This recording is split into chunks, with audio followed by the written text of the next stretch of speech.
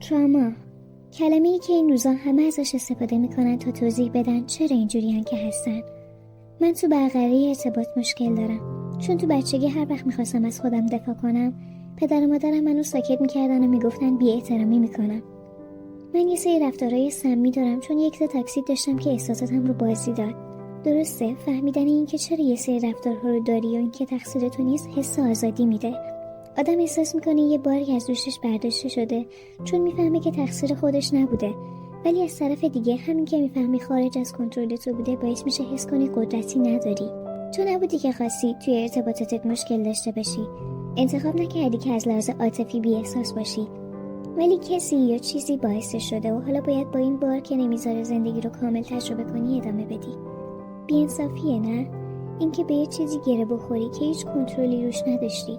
اینکه فکر کنی اگه این اتفاقا نمیافتاد زندگیت خیلی بهتر پیش میرفت. ولی تا کی میخوای دیگران رو مقصر بدونی و توی بدبختی خودت دست و پا بزنی؟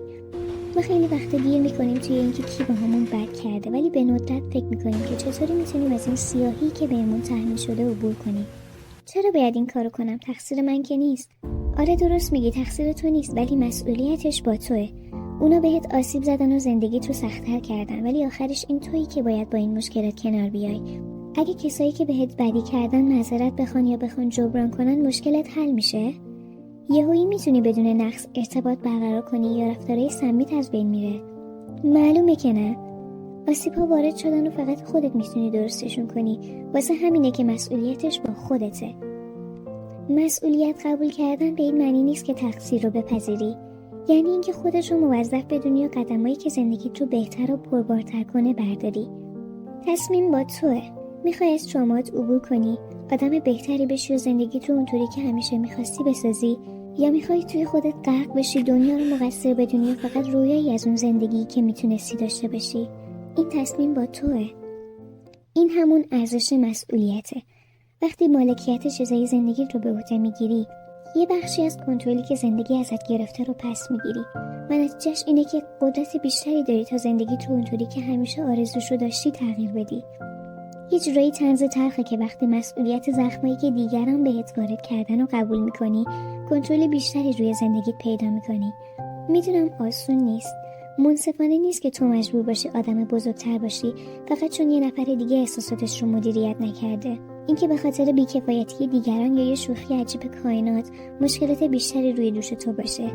این حس رو میده که انگار یه آدم ساده‌لویی که هرچی بدی میبینه هیچی نمیگه. ولی دقیقاً به خاطر همین بیرحمیه که باید نور خودتو پیدا کنی تا با تاریکی مقابله کنی. انتقام از کسایی که بهت بد کردن بدون شک لذت لحظه‌ای میده، ولی در نهایت بازم شکسته میمونی. اما اگه درون خودتو ترمیم کنی و شکافای روحتو ببندی، به رضایت میرسی. شاید این جمله رو شنیده باشی، ولی میخوام دوباره بگمش. ببخش، نه چون اونا لیاقتشو دارن، بلکه چون تو لیاقت آرامشو داری. راستشو بخوای من با این مخالف نیستم که آدما چیزی که حقشونه رو بگیرن.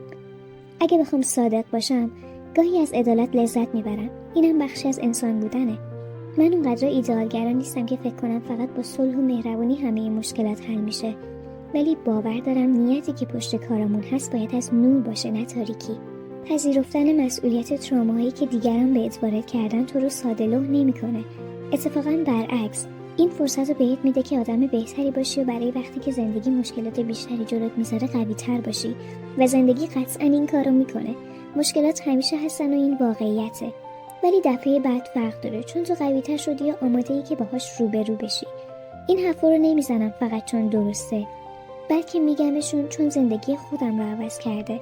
به عنوان یه بچه ساکت با اضطراب اجتماعی که توی ارتباط برقرار کردن و اعتماد به نفس مشکل داشت، وقتی بیشتر درباره روانشناسی و تاثیر بچگی روی ذهنمون فهمیدم، انگار یه چیزی برام روشن شد.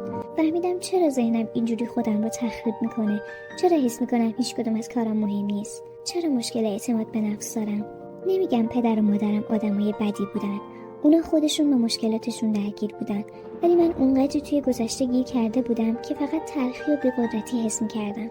از خودم متنفر بودم، ولی هیچی قرار نبود تغییر کنه اگه خودم کاری نمی‌کردم. نمیتونستم خوب بشم مگر اینکه اجازه میدادم خوب بشم. اینکه واقعا مسئولیت زندگیم رو بپذیرم مهمترین چیزی بود که دیدگاهم رو به دنیا و به خودم تغییر داد.